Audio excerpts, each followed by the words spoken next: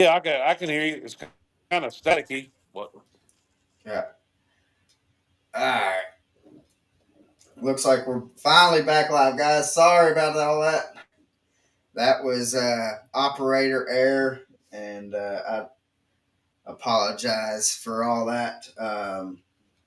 We hopefully we can make the rest of the podcast run smoother than what this is here. This I uh, I apologize. So Yeah, I tell you what though, uh, when you're doing it live and it's just like live TV, little things happen. It can't be helped. But anyway, the show must go yeah, on, right?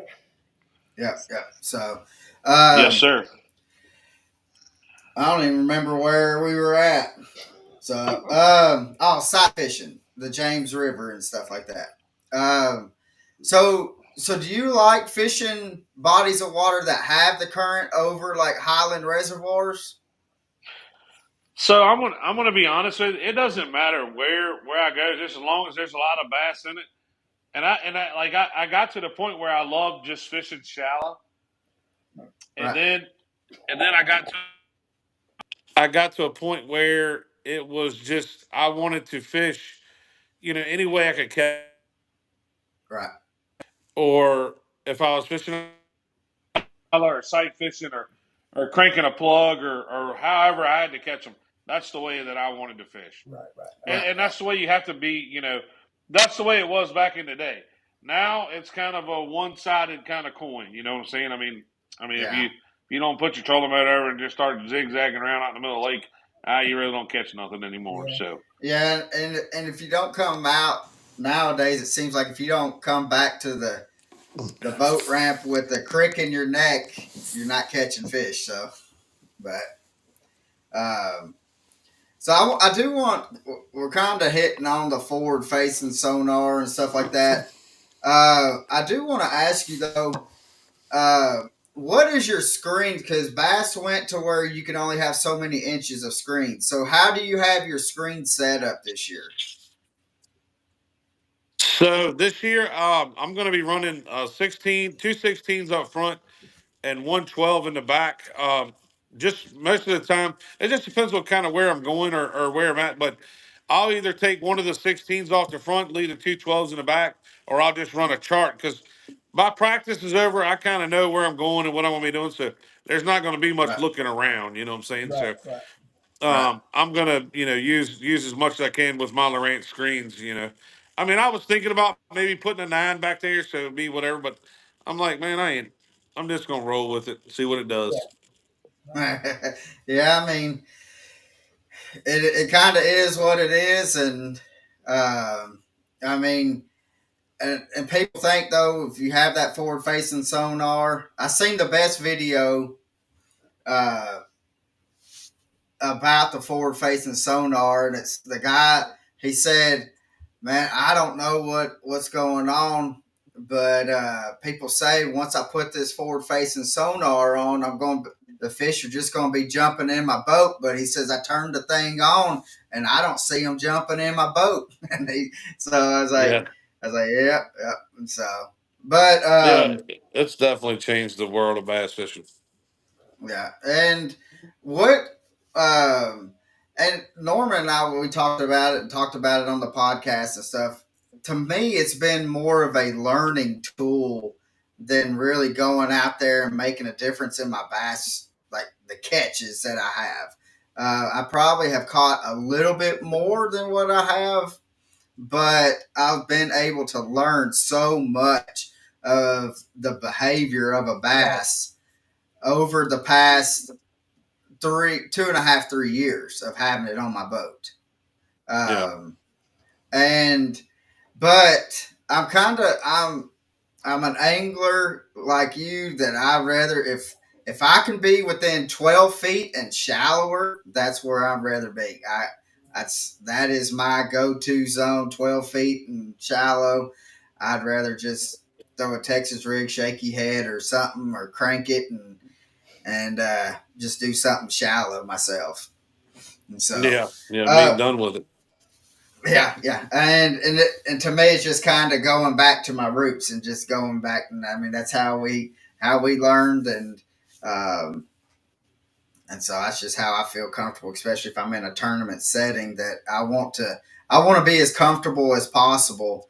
And I don't have the thousands of hours that some of these guys have on that forward facing sonar. I don't think I want to have the 1,000 hours on there. But I do want to ask you though, uh, what what has been your favorite lake that you have been able to, as a pro angler, that you've been able to go to? What has been your favorite lake? Just it's for me to be able to go fish. Just to go out and fish. I mean, Lake Champlain has always been my favorite. Right. You can go, you can fish really shallow and catch them, catch largemouth, and then go right on the out on the grass line right out there and catch big smallmouth. Yeah. So that would have to And be probably my favorite. Now, how about your least favorite that you've been to on tour that after the tournament gets over, you just say, "Man, I hope we never go back here." The Sabine River. Sabine River. Sabine River. I tell Uh, her when we've asked a couple of people that, and we happened to ask Ike that question, and he told us, Jacob, he says it is not a lake that I don't like. He says it is a state. He says I don't like going to Florida. So Florida has Ike's number. yeah, yeah. I So, but don't know. I do want to talk though about the classic, and we kind of hit a little bit before we went live the first time. What does it mean to you to be able to go to the classic? This is here in a month. What, a month? Not quite a month and a half that you're going to be fishing in your ninth classic. Yeah. I mean, you've done very well in the classics. I mean, you've put yourself in contentions, and probably over half of them that you've been in contentions. But what does it mean to you to go to the Bassmaster Classic? It's just something that you qualify for that nobody can take that away. Right. It's the Super Bowl of bass fishing. I mean, it's just like this Sunday we're going to have a new Super Bowl champion, and those football teams that play for it and play and play and play just trying to make it. And a lot of guys never get to make it to the Super Bowl. So Right. it's a blessing, and it's one of those things. Like I said, it's they can't take it away, but man, the Classic is a different tournament. It's just one of those. It's one of those things that can really get you down, or it can really keep you up in pace. Because you want to do so Right. good. There's no second place in that. It's just you're only fishing for one spot. So Yeah. Yeah. you go out there and give it all you got, and sometimes it beats you down like a drum, and then sometimes it lifts you up up in the air. So it's Right. it's something that I look forward to every year. I hate to miss one. Oh yeah. And you've done very well. I mean, what is it? This is what your ninth season as at with Bassmasters, Yep. and you've made every single one of them. What is Yep. it? What is your best, or what is like your favorite part of the classic? I mean, because the launch, I mean, is something else. I mean, to have everybody out there, which I mean, last year in Tulsa, and then this year, what is it? Y'all are gonna? It's like a 90 minute travel time in between. Yeah. Um, but what is it about the classic that gets you going? I mean, because there's a lot of things that's going on at the classic that is, I mean, exciting for everybody. And but what is it? What is your favorite part of the classic? Getting ready to weigh in that Coliseum when right before they call your name and your music comes on and they roll you out there and through that through the screen or the curtain and you get to see all the fans that come out there, just not for me, but for everybody. You know, the world of bass fishing, and to hear Mercer, calling your name, or the guy that announced your name, and then Mercer's kind of going through some stats and stuff like that. So that to me is the best part about it. That's something that I'll never forget is when they turn those lights on, they turn your music on, and you roll out there in that coliseum or auditorium. It's like the best thing ever. Yeah. Yeah. Now, what music are you going to have this year playing? Because I know some guys change it up every year. Shane I'm still LaHue sticking with always. Hank Williams' "Country State of Mind." There you Oh go. man, you can't beat that. You can't beat that. And No, so, um, I mean, No, and it's fitting. It is. I mean, it's definitely fitting, and especially from where you're living and all that. I mean, it's just all just country boys and stuff like that out there just hammering away. So, now, um, no, yeah. this being your ninth classic, do you find, kind of been there, done that with the classic? Do you find it now, going into your ninth, it being a little bit easier as far as knowing what to expect? Because and we talked to several guys that basically fish their first classic. And they said they're just so overwhelmed with all the different directions because, like you said, it is a different tournament by far versus a regular season, and you can get overwhelmed going into your first of all the different directions you're going to be pulled. The media day is completely. Do you find it easier going into your ninth, kind of knowing what to expect, than say when it was your first? Oh, absolutely. The way that Bass runs it, and the way that they do on the off days and all that stuff. It's a marathon tournament, Yeah, and you just prepare yourself, and you get as much rest as you can. On those if you get 4 hours, you better be resting, or doing something with some tackle or something like that, because they keep you busy, which is a good thing. Because if I'm going to be there for that long, I at least want to be doing something at all times yeah, where yeah, it's right, beneficial to doing that. But if you just take your time, pace it, I mean, whoever's coming, they should be fine. It's yeah, but yeah, but once you go through it one time, it's kind of the same every time. yeah, yeah, yeah. And you get that fever of I don't want to miss it. And I tell you this, I don't want to see you at the expo. So that's how I feel. So so Yeah, because I usually know if usually if I don't make it, that Sunday my head hurts. We done went yeah, out and went to partying or something. So yeah, right. I definitely like fishing on Championship Sunday. Yeah, that's because then at least you know that I mean if you're fishing on Sunday that that pocketbook's going to look pretty good going in and but it also look a lot better though with you holding up that Ray Scott trophy though too.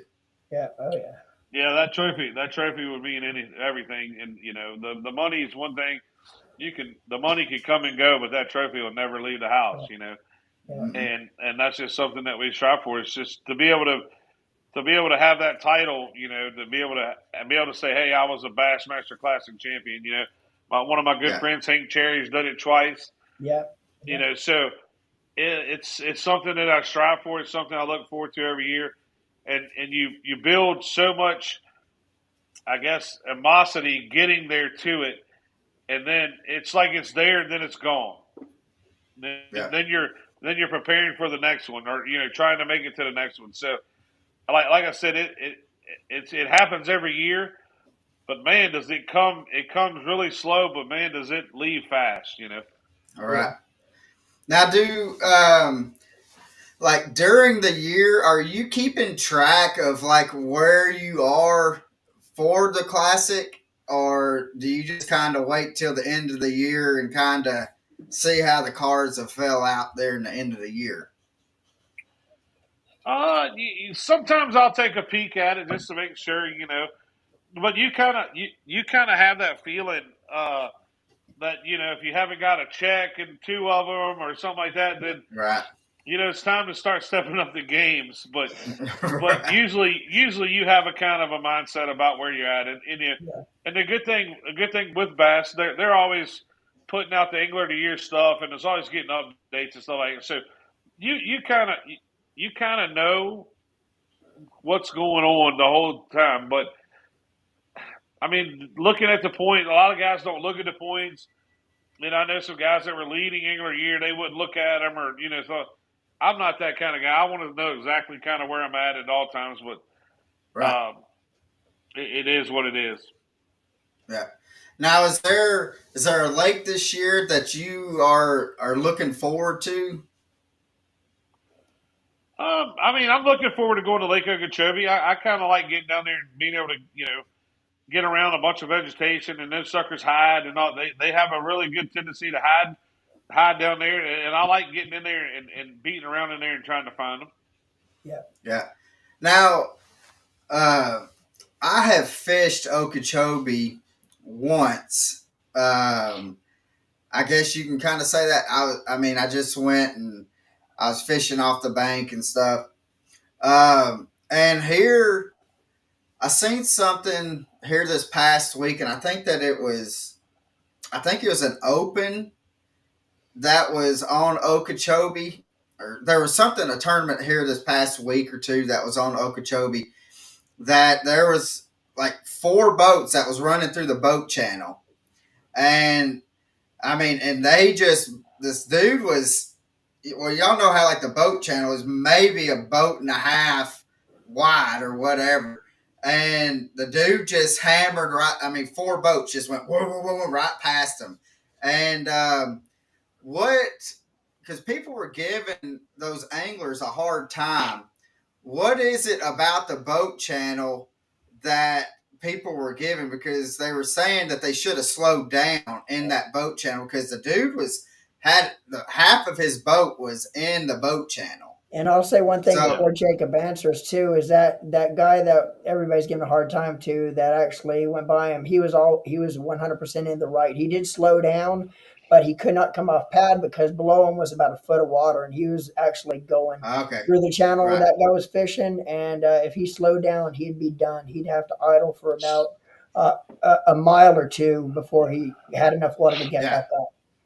Yeah, but he had like four other boats behind him too. So if he Yeah, would have and slowed then down, yeah, then and it then could have all just All been right, so traffic. so I exactly. seen that video. I seen the video that of the guy that did that, or the four boats or whatever. The guy sat down and think, well, over there to the left is nothing but a lily pad field. It's the same depth on that Yeah, lily pad field yeah, as is in that. So I'm not going to say the guy was wrong by sitting down in the boat lane, but the other guy could have gave him a little bit more room. He don't yeah, have to run right down that boat lane. no, You, Right, you know, right. so but I understand where the guy wanted to sit down in clean water, and so technically there's nobody really to blame in that situation. It is what it is. They kind of all use pretty good caution. The guy went around him. I mean, it ain't nothing but a boat wake. Yeah. So yeah, I would rather them. I'd rather those four boats run by me in that shallow water than sit down and try to plow out there and then try to get yeah, back on plane because they're going to muddy the whole area All up. right, If they would there's a have bunch of ruined it. fish in Yeah, there. yeah, So because yes, I, that's I would agree. And if it would have been me and I'd have sat down in that boat lane, I'd have sat off to the right like that guy did, and I'd have stood up and told them guys to just come on by. yeah, See, right. so but there's nothing that guy could be mad about. They didn't really do nothing wrong, but they could have gave him a little bit more room. Yeah, and I guess like my question is because I really couldn't understand if it was a boat lane and half of his boat was in the boat lane that I was like I just didn't understand like really like that it was really only a foot deep. And I mean, and when Norman said that, it makes a lot of sense because I mean they would have ruined that whole spot yeah, for that guy yeah, if yeah. he would have shut down. Yes, he would have. And so um, but what in 2014 when you won the Rookie of the Year, um, what did did everything just happen to just go 100% Jacob's way, or were you having to like fight your way to it? Because we've heard from other anglers and stuff that they've won. They're like, man, it was a dogfight the whole season. And then we've heard other people's that they just said man, I couldn't have done anything wrong. I did not miss a fish or anything like that. What was your rookie of the year? Um, How did that season go for you? So I'm going to be honest with you. I didn't even know they gave a rookie of the year away. It was at the last tournament, and I was in like third in the Angler of the Year points, Yeah. and I uh, I go up there on stage and they hand me this Angler of the Year trophy or Rookie of the Year trophy. I didn't even know they had that. So to answer your question, there wasn't no like pressure on me or anything about about having Rookie of the Year or being Rookie of the Year in the Bassmaster Elite Series. Um, would it have made a difference? Probably not, because I don't let that stuff kind of bother me.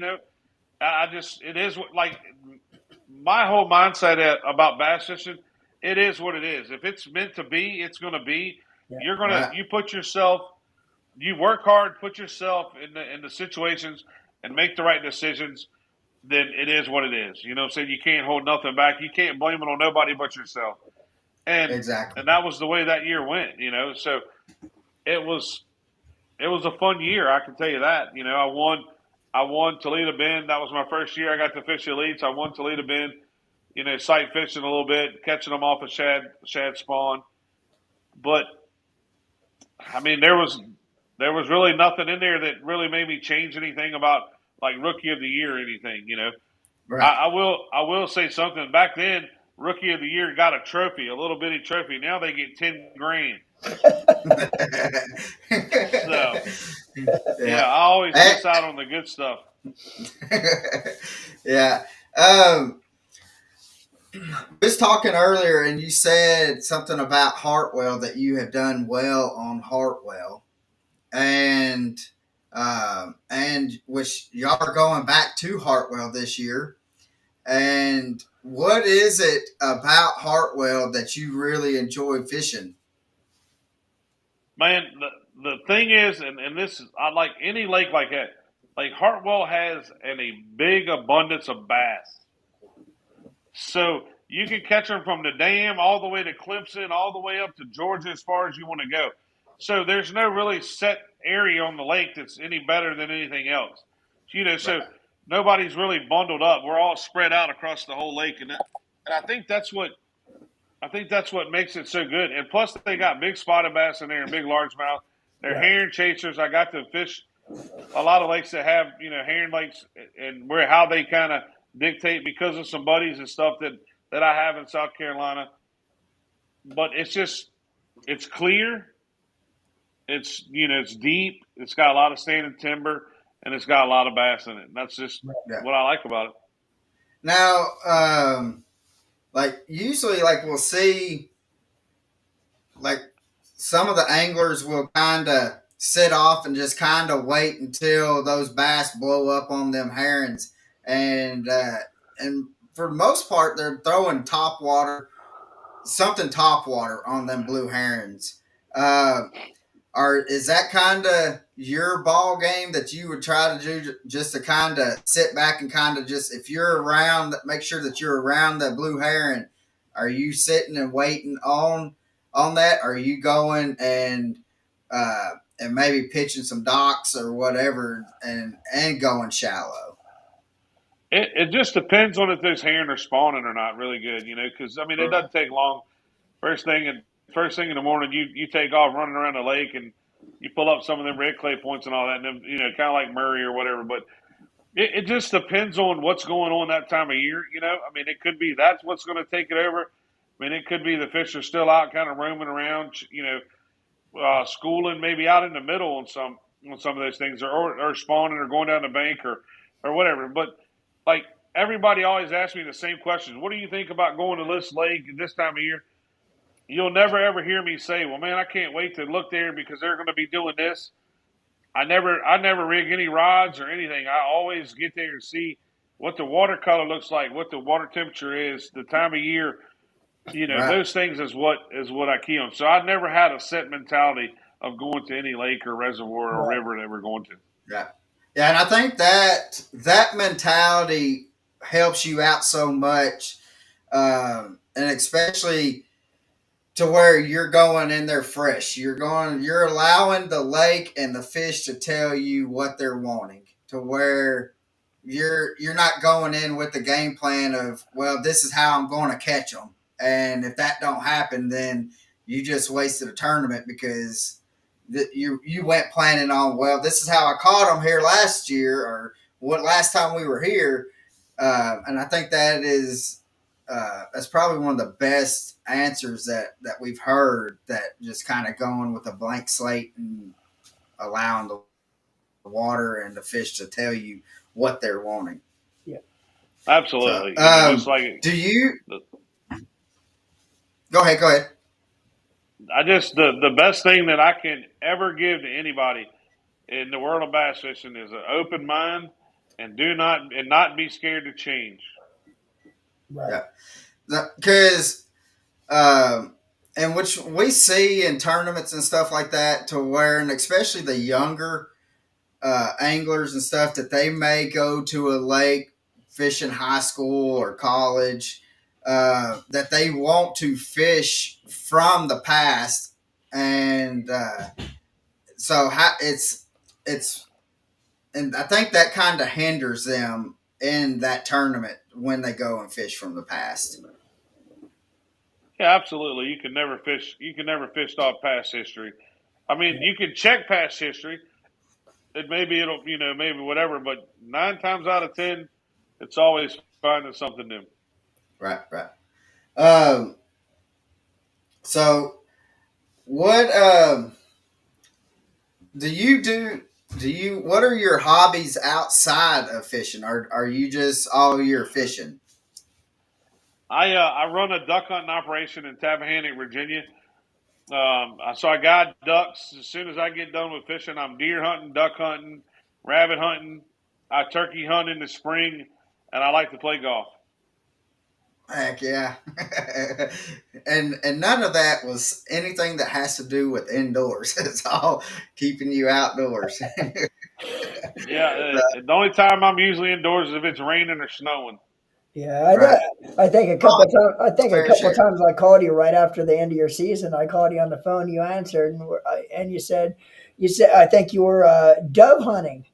And I told you, I'm like, man, I hope your ringer was turned down and you didn't spook everything around you.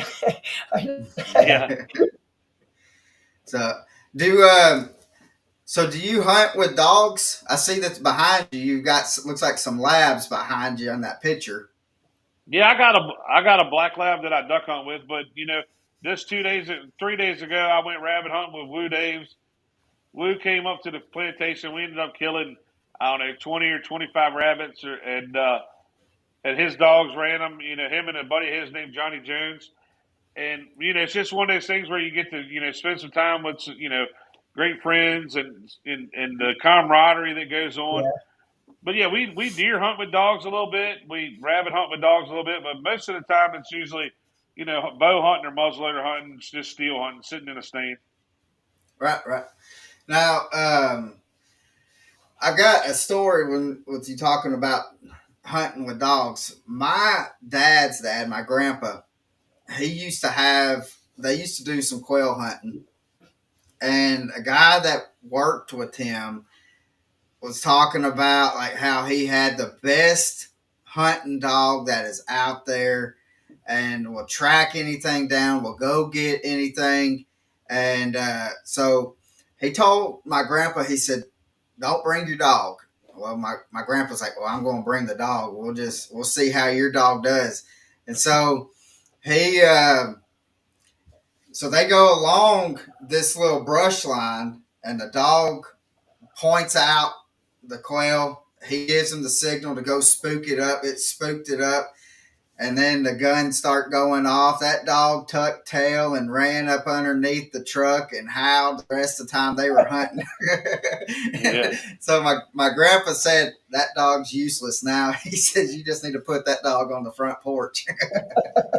yeah, yeah. Well, they do that. They're pretty much ruined. Yeah, yeah. So so would if you could fish all year round, or if you could hunt all year round, what would you rather do? So see, that's kind of a trick question. So if I could fish all year round, or because basically now I can fish all year round, Right, but right. if I could turkey hunt all year round and do it for a living, that's what I would do. Spring gobbler hunt.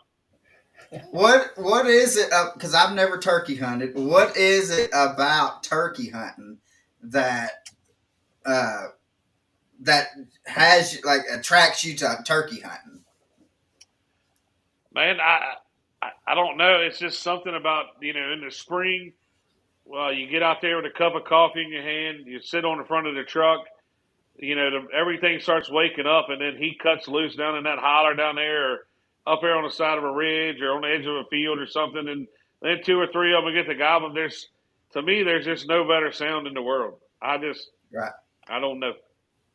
Yeah.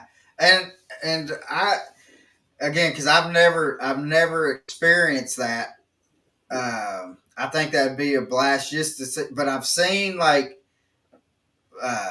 television shows and videos, YouTube videos of turkey hunting, and to where uh, they hear them on a ridge, and then they're able to call them. I mean, from a ways away, they're able to call that turkey over there to them. It's just phenomenal to me. Yep. It's just a special time of year, and it's just something I grew up doing. I've been able to take a lot of people turkey hunting and a lot of friends, and it's just something I look forward to every year. Yep, man. So if after all this, I know I've got on my YouTube, I've got let's see, 700 watching on my YouTube channel, or not YouTube, on my Facebook. I can't see the numbers and stuff after we had the computer mishap. Um, but um, if a kid comes up to you and says, Jacob, what do I need to focus on to be able to become a pro angler? What are you telling that angler? First of all, he better have a good education.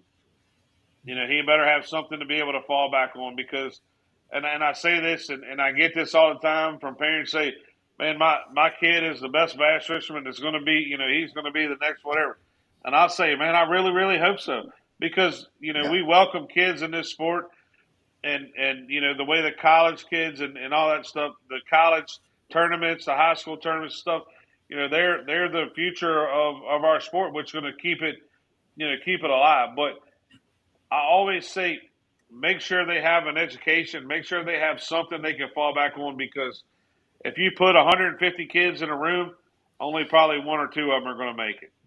yeah. If and even if that, I mean, because I mean, just to make it to that level, I mean, it takes a lot of dedication and hard work, and it's not just because a lot of people that we have talked to uh, about trying to help their kids and stuff, in which we've never been on the platform that you're on, and but they think that it's just y'all go to a tournament, you're fishing 4 days, you may practice 2 days, and that's all what it's all about. And they don't realize how much time that you have driving to the place, how much hours that you have on the lake during practice that you're not even throwing, you don't even have a rod in hand because you're looking for bait, you're looking for some kind of structure. They don't realize the work that you have to put into it. They just think that, well, I'm just going to go out there and fish a 3 day, 4 day tournament, and that's what it's all about. And that's by far what it is, isn't Yeah, that's a lot. I mean, that sounds good on paper, but it? just to be able to go bass fish for a living and do all this stuff. But like I said, it's a lot of work. It's a lot of time away from family and friends. But the part about it is you're getting to see a lot of the country. You're getting to see a lot of different places, fish a lot of different places. So, in my opinion, if that's what you want to do, then strive for it. Go do it. Yeah, Set a goal and go for that goal because I can tell you right now, it's been pretty good. To Yeah, be able to do some of the things that I've done and been around, to meet the people that I've got to meet as far as sponsors, just friends of where I go, the friends and everybody that I get to meet along the way, and the fans, man. That's what makes this whole sport. Where just like you said, we're at the launch of the Bassmaster Classic, and there's 5 or 6 thousand people up here in the pouring down rain out there with umbrellas yeah, watching us take off to go do something that we love and they love together. So, yeah. hats off to the fans and everybody that does it, that supports every bass fisherman that's out there. It's God knew exactly what He was doing when He created them bass. I can promise you that. Oh yeah. Oh, I guarantee it. Now, there's, and in my opinion, and correct me if I'm wrong, um, there is not a sport, especially like a professional sport, that kind of caters to the fans more and gives the fans more accessibility to the anglers or the pro than what bass fishing does. I mean, because the first tournament that I ever went to, I was so surprised, like at the weigh-ins, like um, how the fans can intertwine and mingle with the anglers. And I've been to many different sporting events to where all you may be able to interact with that or with a pro athlete is seeing them coming and going off the field or off the ice or whatever. And I think that bass fishing has done very well with kind of having both the fans and the anglers kind of intertwine. Yeah, absolutely, absolutely, man. I mean, that's what they come down there for, is to be able to see us and talk to us and get some mind, pick our minds a little bit of how we're feeling and what's going on, And now with fantasy fishing and all that stuff that goes on with all that stuff, so it's an awesome way for the fans to be able to intermingle with us. Right. Now, you said fantasy fishing. Now, I kind of want a little insider. What tournament should I put you on my top as my fantasy fishing? I mean, the St. Johns River in Florida is probably going to be pretty good, but we're going to be able to sight fish hopefully at Hartwell. But I would have to say the Chowan River or the Passatank River down in Elizabeth City. Oh man, all right, I'm going to write that down, and I'm going to send you a message. Yeah, that'll be good. So, um, let's see, Brenton. Uh, hey, Brenton. On that question, I'm not going to ask, but if you want to ask him that, send him a message on his social media, and he'll be able uh, to answer that. Was it a bad one? So no. He was asking how much for duck hunting guide, and so I didn't want Oh to well, kind of. I mean, you can ask me that. I'll tell him right here. It's so we Okay, run 6 guys. It's $13,200 for an afternoon and a morning hunt with all kinds of food, lodging, shells, the whole 9 yards. so there you go, Brenton. But Jacob, I do want to. We don't want to hold you up too much longer because I mean we had technical issues and. Um, but I do want to give you a little opportunity to talk about your sponsors. Yes, sir. And so, because we know, like, and you kind of hit on it earlier, that, I mean, if it was not for your sponsors and them being loyal to you and as a family, that a lot of y'all anglers could not be able to do what you do, and that they help out. So we want to be able to have a chance and opportunity for you to talk about your sponsors. Well, we'll start off with the longest one I've had, which is Mercury Outboards, Mercury Motors. I've been with Mercury now for 22 years. I've run a Mercury for 22 years. Flawless. The motors are flawless, and I've got to meet a lot of great people. um, through Mercury, which leads into Lawrence. I've been with Lawrence for my whole career. I started with Lawrence, and I will end with Lawrence. So it's hats off to them. Cheryl's always at the tournaments and takes care of us. With the stuff in the tournament trailers, and Tyrell's there with Mercury, and they just take care of us. It's like I said, it's like a great big family. Even if I don't have nothing wrong, I always stop by there in the trailer and try to talk to them a little bit, just see how their day's going. We Yeah. don't always just want to go up there and have them work on something, but they're a great family. And then I got with Yamamoto Baits and Phoenix Rods and Buckeye Lures and Hook. I'm with Hook Apparel. I get to wear the best apparel. I get to fish with the Cinco. How many fish have ever been caught on a Cinco? Ain't no telling. With Buckeye, I got my own swim jig out that just came out last year. It's called the Brush Panda, which there'll be a lot of fish caught on that this year. And there's Woods and Waters, Livingston Lures. I've been with Livingston for I think since 2006. Wow. So they've been a great part of my family and my success. And then the best part of all, I get to run the best platform ever this year. This is my 4th year with Falcon Boats, and man, what an absolute! It's the best boat I've ever sat down in. I've ever fished out of for the ride, the speed, the just the performance that comes with it. So Wow. it's top notch. So if you're looking for a new boat, go get you a Falcon, put you a Mercury on the back of it, put you some Lawrence, a Ghost trolling motor up front. Get you some Cincos or some Buckeye lures and go fishing, and Livingston lures Okay. and go fishing and just have fun.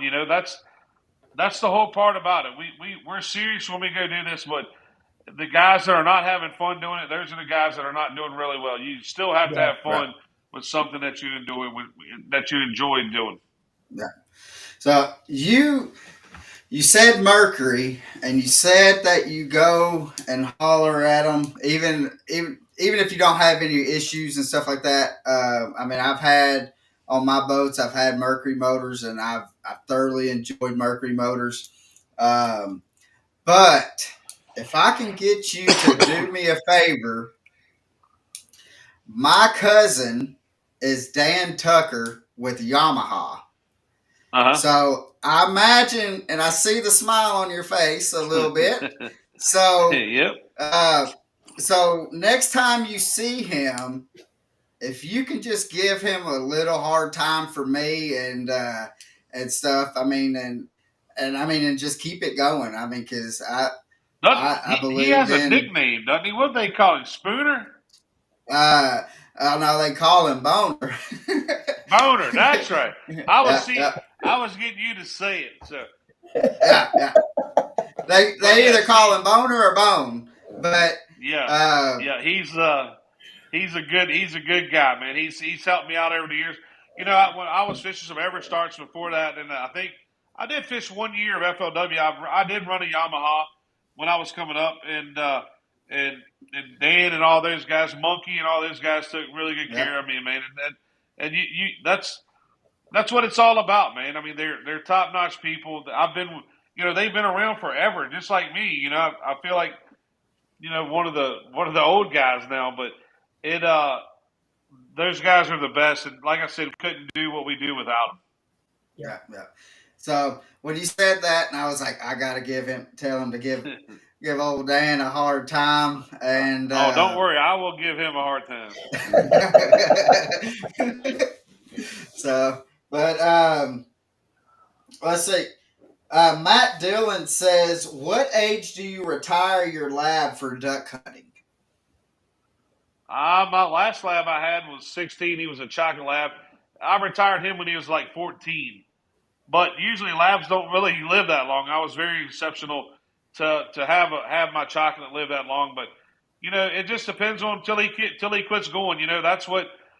No, if he's just a house pet and a duck hunting lab, then that's the decision you got to make. But my dogs are hunting dogs. That's where they go. They never come in the house. And Scooby did. He was kind of a pet, but from now on, my dogs are hunting dogs. So until he quits going and retrieving ducks, he's going to hunt every day he can. Yeah. So, said, is your black lab whistle trained? Yes, to a certain extent, he's still he's still got a lot of hard headedness in him. He's kind of like me. So yeah, yeah, but yeah, he is whistle trained. He sits a lot. I mean, I can make him just about do whatever he needs to do, but he's got a spot in there where he's really really hard headed sometimes. Right. So, and what can you tell everybody like your social media platforms and stuff to where people can follow you? It's just Jacob Prosnick underscore Prosnick for my Instagram, I think, and then just Jacob Prosnick for Facebook. Yeah. Actually, So, there's probably two for Facebook. One of them is my pro, and then one of them is me. I have two kind of accounts, but they're attached to the same thing. So if you send me one, you'll right. get on both of them. Right. So, and what we're going to do, guys, is we're going to, in the description of this, we will link all of his stuff. So, if you can go and smash that follow button and that like button and help him out and let him know that you've seen him here on Deck Talk Podcast. Um, but again, we don't want to hold you too much longer. We know that you got a busy day coming up here tomorrow. So we don't want to hold you up too much longer. But we do have one question, Jacob, that we ask everybody that comes on here. And so we've got to ask you this question. And Norman, All right. take it away, brother. All right, man. We appreciate it once again, Jacob, for sharing the time with us tonight. And we always enjoy talking fishing with you every time we see you. But Thanks. and remember also next week's episode, we're going to have Cal Lane on. So don't miss that episode. And again, we will be 6 p.m. Eastern Standard Time. But anyway, Jacob, if you were to be able to have one person to fish with for the day on your boat, and this person could be passed away or still with us, who would that person be that you would want to have on your boat to fish with for the day, and why would you want to fish with them? Oh man, you're gonna make me tear up. It would be my dad, and my dad's been gone for like 8 years now, and I'd love to just be able to fish one more day with him. That's awesome. Yeah, Awesome. that is awesome. So, and you can't go wrong with that. We've been doing this podcast for almost 3 years, and I think we've asked that question to every episode, maybe except for like the first two or three. But and we've gotten different answers. Every time that we've asked it, we have gotten different answers, and you cannot go wrong with that. But guys, make sure you go and check out Jacob's social media. Definitely go hit that follow and like button. We appreciate you watching, especially after the technical error that we had. I think it had to do with my computer because it just started clicking things, and I did not know what was going on, guys. But make sure you go do that. Follow him, and because this year's going to be exciting, and I think if the classic sets up to where it's going to be a fairly warm classic there, I think Jacob's going to be. We're going to be seeing him fishing on Sunday for sure, and I think that it's going to be some big sacks coming in on the classic this year. And we're going to be seeing Jacob hold some big Texas fish That's right. in the classic. And hopefully we're going to be seeing him hold that Ray Scott trophy up. And if he does, then we're just going to have to be like, hey, we need you to come back on so we can get him a blue trophy. So, Exactly. but guys, thank you again for watching. I do not know how many we had. Usually we average, Jacob, in between 1,100 to 1,400 people on, and I know my Facebook had over 700. So, but I don't know on the other. We're on 9 different platforms. So, but go hit that follow button and like button on Jacob's, and hope y'all have a blessed day. And we will see you out on the water, guys. Everybody live the passion. Yeah, thank you guys. Y'all be good. Yes, sir. Thanks, You too. Jacob.